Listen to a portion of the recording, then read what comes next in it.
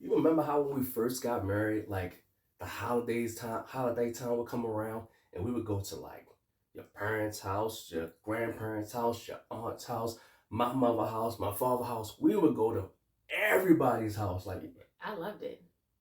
You didn't? um, sometimes you gotta fake it till you make it.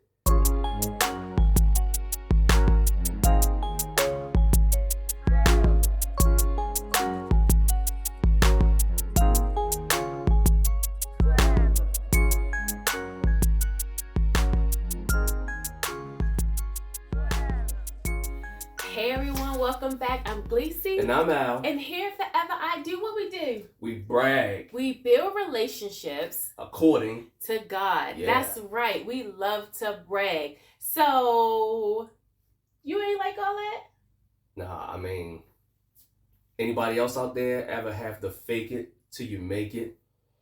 Well, sometimes you do have to fake it till you make it. But what does that mean? Like, what does that mean to you? So faking it till you make it means kind of sort of like maybe you're making things up as you go, or you're not being who you truly are, or going through the motions.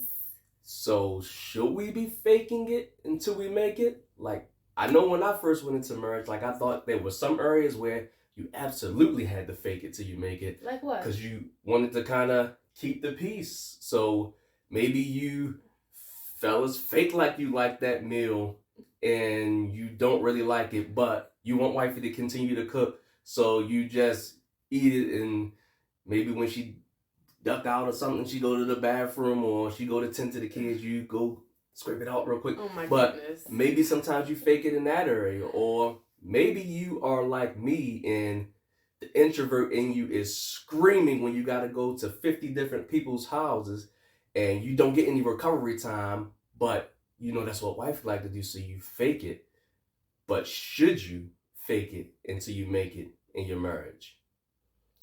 So this is going to bring us to our first series in our new marriage myth busters, and we're going to kind of tackle myths that you hear in everyday conversation and kind of bust them, because a lot of things just don't make sense. Like faking it till you make it, that don't make no sense. No. I ain't faking anything. No. If I don't like it, I don't like it. No. And you should have that kind of space in your relationship where you can discuss what you do and what you don't like. All right, so we've been faking it till we make it. How do we stop? What do we need to do? How do we stop? First, you need to address those areas that you're faking it in. Mm-hmm. So stop going through the motions. Yes. In those areas. Yes. So if you are just going through the motions, just going through the day to day, as if that's who you are, that's what you enjoy, it's time to stop. Like, sit down, have those conversations. For example, if you don't like going out every Friday night, sit down and have the conversation. What does spending quality time look like to you? Maybe for your spouse, it means going out and going to a fancy restaurant, going to the movies, things of that nature. But maybe for you, it's just chilling at home, watching Netflix, grabbing something to eat, ordering in. And that's what spending quality time looks like to you. Mm-hmm. But whatever that area is where you're just going through the motions, sometimes you'll hear like going along to get along. Stop it. Have the conversations. You should be able to be transparent enough, your spouse, or you should be creating a safe space where you can have those discussions about those areas where you're just going through the motions, you're faking it until you're making it, so you can actually be authentic, so that you can actually enjoy your marriage.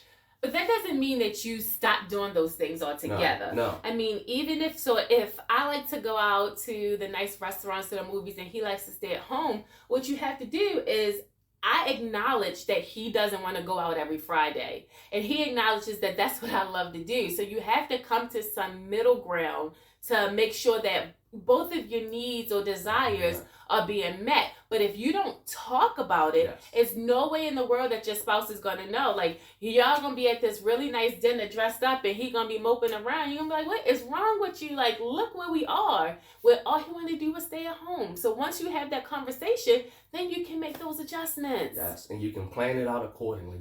You always hear us talk about a calendar. You can put it on the calendar so that you know, okay, once a month we're going out to a nice restaurant.